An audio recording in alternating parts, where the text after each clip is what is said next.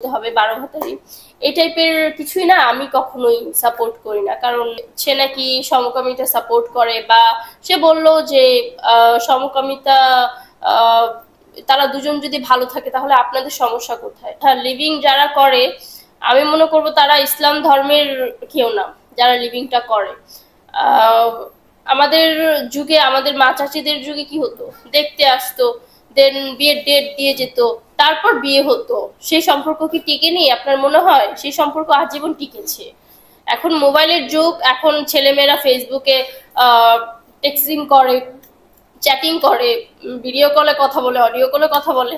তো এরকম করতে করতে একটা সময় দেখা যায় ইন্টারেস্ট হারিয়ে যায়। তো লিভিংটা আমার মনে হয় কোনো কিছু সমাধান না, এটা না করে ডিরেক্ট বিয়ে করে ফেলা ভালো। এখন যারা ওপেনে লিভিং করে আমি তাদেরকে কখনোই সমর্থন করি না। যেমন ওপেনে যারা লিভিং করবে, যারা সমকামিতা সাপোর্ট করবে, বা যারা ডিভোর্স, অনেক মেয়ে থাকে না মিডিয়ায়, অনেক নায়িকা 4-5টা করে ডিভোর্স হয়, আমি তাদেরকে কখনোই সাপোর্ট করি না। আবার এক ছেলে রেখে আরেক ছেলের কাছে যাবে, ধরতে গেলে আমি এটা বলতে চাইনি, বাট বলতে হবে 12 ভাতারি এই টাইপের কিছুই না, আমি কখনোই সাপোর্ট করি না। কারণ আমি আমি চাই যে মেয়ে মানুষ কেন খারাপ থাকবে, মেয়ে মানুষ থাকবে ফুলের মতো পবিত্র, তারা থাকবে সৎ। তাদেরকে নিয়ে যাতে আরেকটা ছেলে কথা বলতে না পারে, মেয়ে মানুষ এরকম অনেকেই বলে। আবার কিছুদিন আগে নিউজেও দেখলাম, সরি টু সে, আমি কাউকে নিয়ে ক্যামেরার সামনে কোনো কথা বলতে চাই না, কারণ যে যার মতো কাজ করছে, আর কাউকে নিয়ে কথা বললে।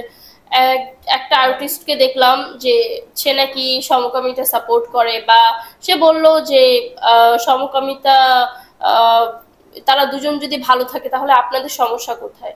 ভাই, এই কথাগুলো কিভাবে বলো তোমরা? মানে এগুলা নিজের কাছে শুনতেই তো কেমন লাগে। আল্লাহ তাআলা একজন নারীকে পাঠিয়েছে একটা পুরুষের জন্য, একটা পুরুষকে পাঠিয়েছে একটা নারীর জন্য। সেই জায়গায় কেন মেয়ে মেয়ে, ছেলে ছেলে, ছি, এটা ভাবতেই কেমন লাগে।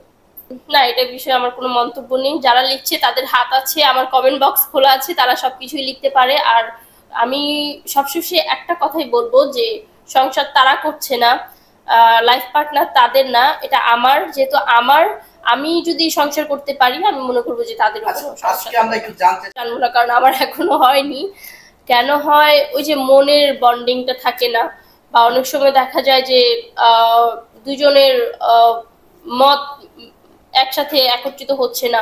তো মিডিয়া যেহেতু কাজ করে, ছেলে হোক সেটা মেয়ে হোক, আমার মনে হয় যে বিয়ে না করে সিঙ্গেল থাকাই ভালো, তাহলে আর মিডিয়ায় কাজে ব্যাকগ্রাউন্ড ঘটবে না।